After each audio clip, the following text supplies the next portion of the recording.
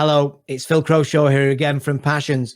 And today I'm joined by Sam Bird, who is the Jaguar racing driver in Formula E.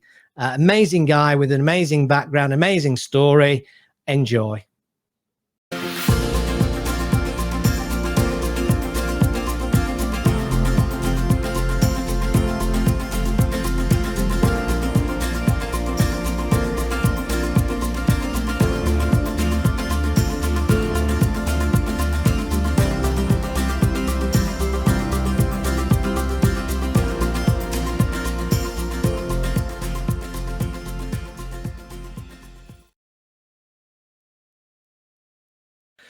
Hello and a very warm welcome to this episode of Passions.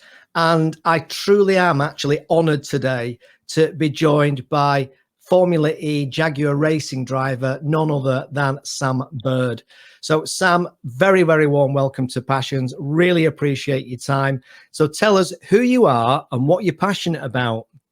So, hey guys, my name is Sam Bird. I drive the number 10 car for Jaguar Racing in the FIA ABB Formula E series, which is in its 7th season.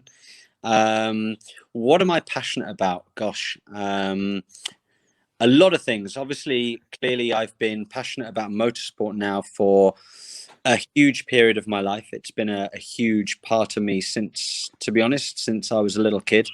So clearly I'm passionate about motorsport. I love other sports though. I love watching football. I played football at a decent level. I enjoy my golf. To be honest, I'm passionate about sport full stop. Formula E has made me passionate about looking after the environment, caring for the planet that we live on. And yeah, passionate about my family and friends as well. Fantastic. And I'm not going to lie, I was a little disappointed when I saw you were passionate about Man United. From your accent, you're a Leeds fan. I'm actually from Manchester. Oh, okay. But believe it or not, I live in Manchester. I'm from Manchester, but my dad was a Bolton Wanderers fan. So I got really lumbered.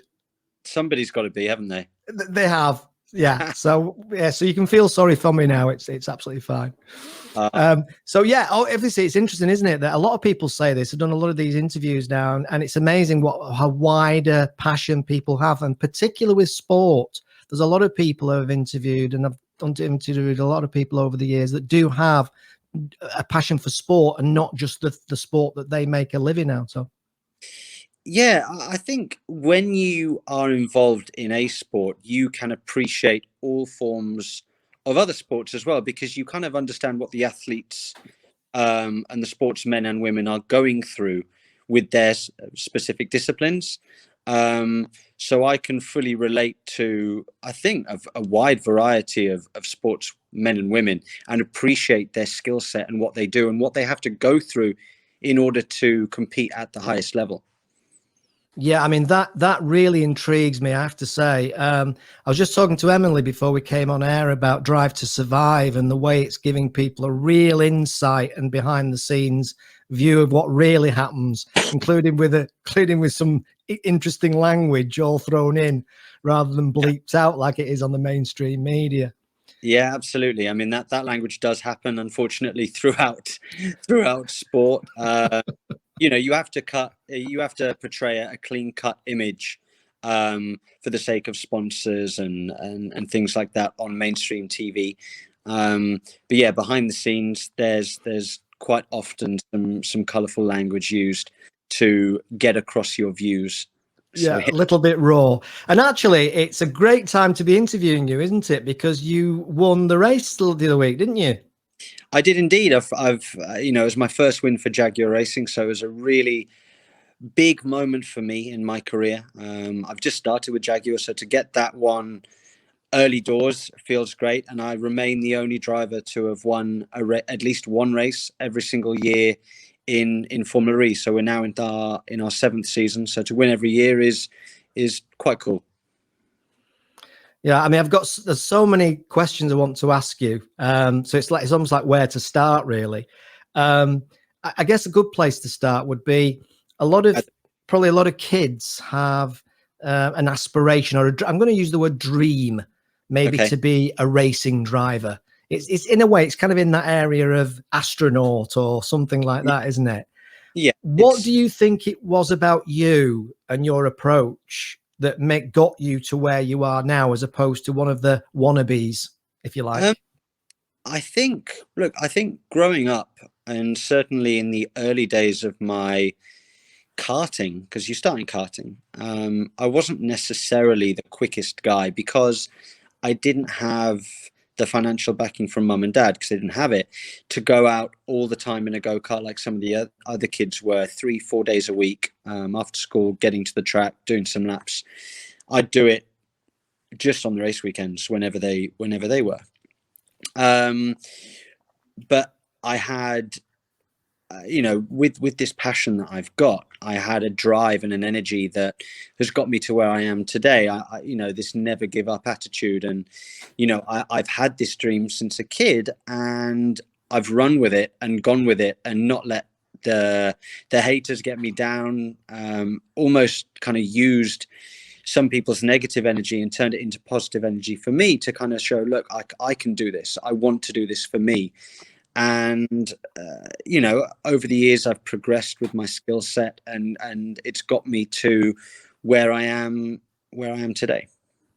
So Fantastic. basically, if you have a dream, guys, go for it, and go for it no holds barred, because especially when you're a kid, a lot of people give up their dreams a bit early, and they go into a different form of job. And especially as a sportsman, the last thing you want to do is wake up every day for the rest of your life thinking, what if I'd gone that extra mile? Could I have been in their shoes or their shoes, when looking up at the TV and watching your favorite athlete in your favorite sport? Go for it. At least try your best to try and succeed. And if it doesn't happen for you, at least you can hold your hands up at the end of the day and say, you know what? I've given it everything. I gave it my all. It just wasn't to be. But at least you can live with that then. I think that it's far more disappointing for people when they don't give it their all and then think, what if? And I don't think you should have what ifs in life. Excellent. Now, we do live in an age of self-gratification, instant gratification, I could probably say, instant gratification. Do you think that some of the people perhaps who don't make it, have not really had an understanding of what's involved, what sacrifices have to be made in order to get to the top? I mean, I think lots of people fall by the wayside in sports because of many, many different things. I've kind of touched on it in my previous answer. Some people, unfortunately, in my sport, don't have the financial backing in order to continue, and they might have the talent, which is extremely disappointing. It's not like football, where if you have the skill set, and as long as you have the desire and the hunger to continue, and you stay injury free, a little bit of luck, and you can make it. In motorsport, you could be the most talented driver in the world, but if you don't have the financial backing or support from a manufacturer, you will not be going any further. So it's a very different sport. So there's the financial aspect.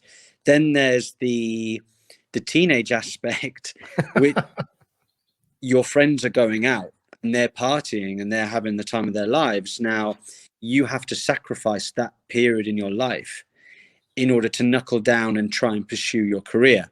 And some people don't necessarily want to do that, and then they can fall the wayside there.